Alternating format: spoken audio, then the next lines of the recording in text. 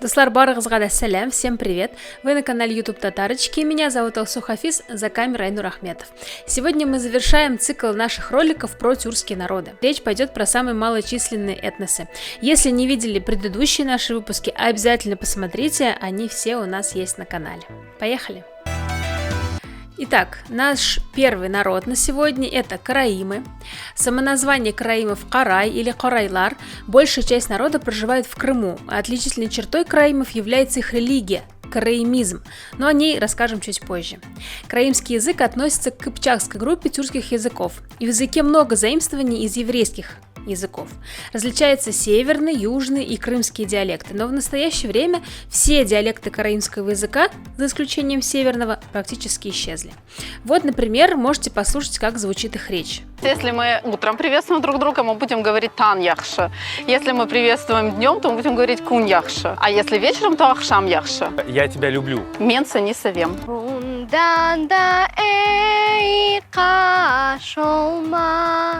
Слово «караим» вошло в употребление в IX веке и изначально использовалось для обозначения религиозной группы. Караимы были похожи по языку, по бытовым обычаям, по фольклору на окружающие тюркские народы, но при этом отличались религиозными взглядами. Караизм – религия, родственная иудаизму. В связи с этим имеются две основные версии происхождения караимов – семитическая и хазарская. Согласно хазарской теории, караимы – это потомки хазар, тюркского кочевого народа 7-10 века, который принял иудаизм и среди районов расселения которого был Крым. Есть еще синтетическая теория. По ней крымские караимы представляют собой продукт смешения евреев-караимов и хазаро-болгарского населения Крыма. В 2014 году в стране насчитывалось около 900 караимов. При этом каждый 8-й караим на земле – москвич. Кроме того, правительство России не посчитало нужным включить караимов в перечень коренных малочисленных народов. Стоит сказать, что в Израиле на караимов распространяется закон о возвращении, закрепляющий за всеми евреями мира и их потомками, а также членами их семей, право на репатриацию в государство Израиль и предоставление израильского гражданства. В Израиле караимы считаются частью еврейского народа. Я назову несколько имен известных караимов, возможно, вы о ком-то из них раньше слышали. Это разведчик, дипломат и историк Иосиф Григулевич, композитор Самуил Майкопар, общественный деятель Соломон Крым и актер Сергей Тангур. Ну как, узнали кого-нибудь? Итак, двигаемся дальше. Следующий народ, о котором мы сегодня расскажем, это фуюйские кыргызы, самоназвание кыргыз, кыргыз или тиртис. Представители этой тюркской этнической группы живут в уезде Фуюй, провинции Хэйлунцзянь, Китая. Фуюйских кыргызов чуть больше 1000 человек. Фуюйские кыргызы по происхождению и языку родственны сибирским тюркам, в особенности хакасам. Родной язык их фуюйско-кыргызский. Вот это удивление. Он максимально приближен к особенностям словарного состава хакасского языка и ближе всего соответствует сагайскому диалекту. Их язык бесписьменный, и он стремительно утрачивается, естественно, уступая место китайскому языку. Историки считают, что фуюйских кыргызов в начале 18 века переселили с территории Хакасию в Джунгарию, а после в Маньчжурию. И фуюйские кыргызы – это самый восточный тюркоязычный народ в мире. Вот, например, послушайте, как звучит их язык.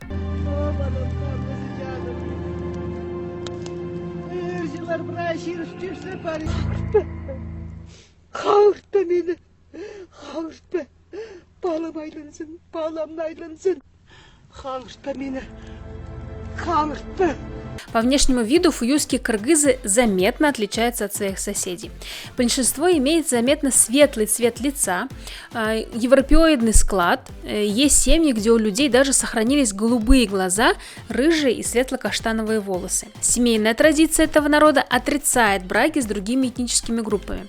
Естественно, это заметно повлияло на количество потомков, но позволяло сохраняться как этносу. О браке договаривались родители жениха и невесты. При этом совсем не считались мнением молодых. Развод осуждался как общественный позор. За невесту сторона жениха платила выкуп. В течение свадебных церемоний жених шел в дом невесты, где должен был вести себя ласково по отношению к родителям и родственникам невесты. После того, как жениху отдавали невесту, они поклонялись небесам и земле. Когда они возвращались вместе в дом жениха, то на дороге невесту встречали 4-5 всадников, которые приветствовали ее в новом постоянном месте жительства. Мы с вами снова возвращаемся на территорию Крыма и поговорим о народе крымчаки, которые до 17 года использовали самоназвание иудилер или срельбалар, иудеи или дети Израиля. И это, естественно, о многом говорит. Крымчаки – еврейская тюркоязычная группа. В основном ее представители проживают в Крыму. Этот народ исповедует талмудический иудаизм и говорит на крымчакском диалекте крымско-татарского языка. Антропологи считают, что тюркской крови в них меньше, чем в караимах, о которых мы сегодня с вами уже говорили. Крымчаки в течение средних веков и нового времени постоянно смешивались со своими европейскими собратьями. Крымчаки, как и караимы, имеют право на репатриацию в Израиль. Когда народ пришел сюда, крымские татары отличали крымчаков от остальных иудеев, они называли их так. Зулюфлю чуфутлар – это евреи с пейсами, иудеи с пейсами, а зулюфсюс чуфутлар – это иудеи без пейсов. Вот это иудеев без пейсов называли караимов и других иудеев, а крымчаков всегда называли зулюфлю чуфутлар, то есть пейсатые иудеи. В Крыму крымчаков насчитывается лишь пара сотен человек, но в Симферополе существует Крымчакский музей. Там есть отдельный зал, который посвящен жертвам Холокоста, а на 10-м километре Феодосийского шоссе стоит памятник тысячам расстрелянных в течение нескольких декабрьских дней 1941 года. Ежегодно в конце лета в разных городах Крыма проводят Дни крымчакской культуры и собираются на соответствующие праздники. Звук шафара, он взывает к сердцу. Он похож на плач ребенка. Мы плачем к своему отцу, Всевышнему. А можно услышать, как звучит этот инструмент? Тодараба. Бавакаша. Идем дальше. Теперь мы перемещаемся глубже в Россию и говорим о народе тофалар или тофы, прежнее название их карагасы. Самоназвание карагасы ушло во время советской власти в тот период, когда народ переводили на оседлый образ жизни. Тофалары проживают на юге Сибири, и их около 800 человек. На западе Иркутской области есть историко-культурный регион, который так и называется Тофалария. До советского времени он назывался Карагасия. До поселков, расположенных здесь, можно добраться только по воздуху, а зимой – по льду. Тофалар говорят на тофаларском языке тюркской группы алтайской языковой семьи. В настоящее время более половины тофаларов считают своим родным русский язык, но при этом в поселках возобновляют преподавание тофаларского языка. Письменность этого народа оформилась, только вдумайтесь, в 1986 году, почти 40 лет назад, а первый букварь издали в 1989. Исторически тофы исповедовали анимизм, шаманизм и тотемизм, но в конце 18 века на территории их проживания усилилась миссионерская работа христианской церкви, и представителей народа активно крестили. Тофалар внесены в перечень коренных малочисленных народов Севера, Сибири и Дальнего Востока Российской Федерации, что, соответственно, дает какие-то преференции на сохранение языка и проведение каких-то мероприятий по этому поводу. Ой, нарысты, как рарысты, еще рысты, махалде, инды сот халган без тери хенден, тери черден. Вот так быстро мы с вами сегодня передвигаемся, не уходим далеко от Тофаларии и говорим о народе чулымцы, самоназвание которых чулым, тотар или тотарлар. Очень мало, невероятно мало представителей этого народа живет в Омской области и Красноярском крае. В прошлом году чулымцев насчитали всего лишь 382 человека. Чулымцы проживают в бассейне реки Чулым. В принципе, отсюда и происходит название этого народа. Чулымцы впервые были признаны самостоятельным народом в переписи всего лишь 2002 года. Наверное, поэтому, согласно исследованиям, некоторая часть чулымцев продолжает идентифицировать себя с хакасами, рядом с которыми они живут.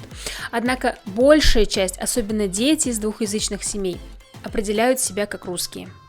Чулымский язык бесписьменный, он никогда не преподавался в школах и существует только в форме бытового общения.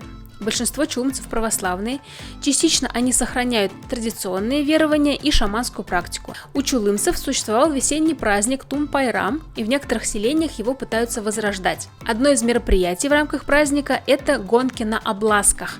Так называют небольшие лодки, выдолбленные из стволы осины или тополя.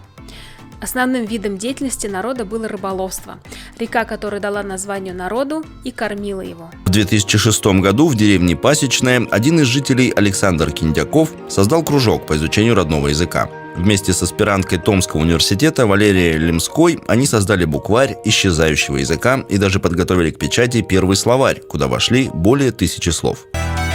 Итак, мы с вами переносимся в Монголию, чтобы вспомнить о цаатанах. Сейчас их осталось около 200 человек. Название народа переводится как «те, кто владеет оленями», то есть оленеводы. Этнографы, изучавшие народ, говорят, что сами цаатаны считают себя урюнхайскими уйгурами, а свой язык уйгурский. Чтобы добраться до места, где обитают цаатаны, нужно приложить немало усилий, потому что это невероятно трудно. Для начала нужно доехать до озера Цагаан-Нур и вулкана Хоргоул, а затем потратить еще как минимум полдня, чтобы пробраться сквозь тайгу на лошадях к месту их стоянки. Без сопровождающего из представителей племени на конечном отрезке пути совсем не обойтись. Монгольские власти часто конфликтуют с этим народом из-за вырубки лесов и беспорядочной охоты, порой и на редких животных, внесенных в Красную книгу. Тем не менее, цаатаны уверены, что они всегда жили в гармонии с природой, а теперь пеняют на то, что и сами находятся под угрозой исчезновения. Многие уверены, что скоро племя исчезнет вовсе, ведь молодые люди все чаще уезжают в города на заработки. Сегодня народ пытается освоить новые ремесла и продвигают свои услуги в сфере туризма.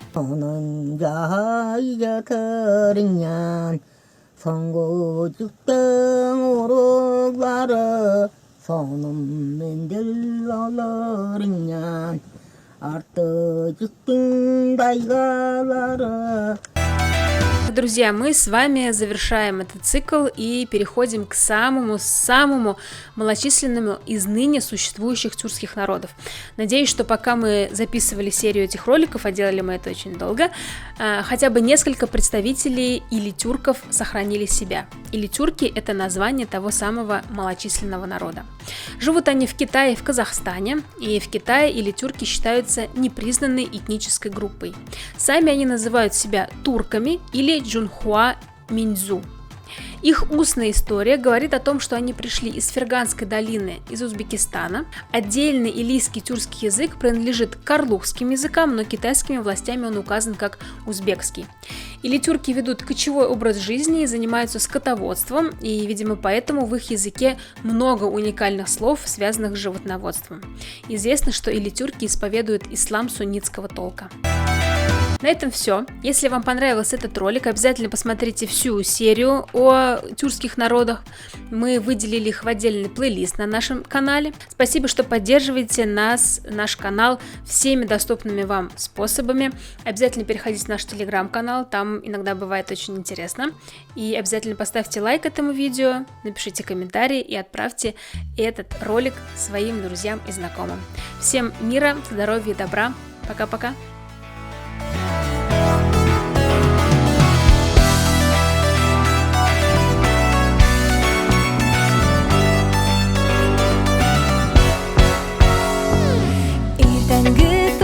Шәһәремә тынгысыз якты төннәремә сиңа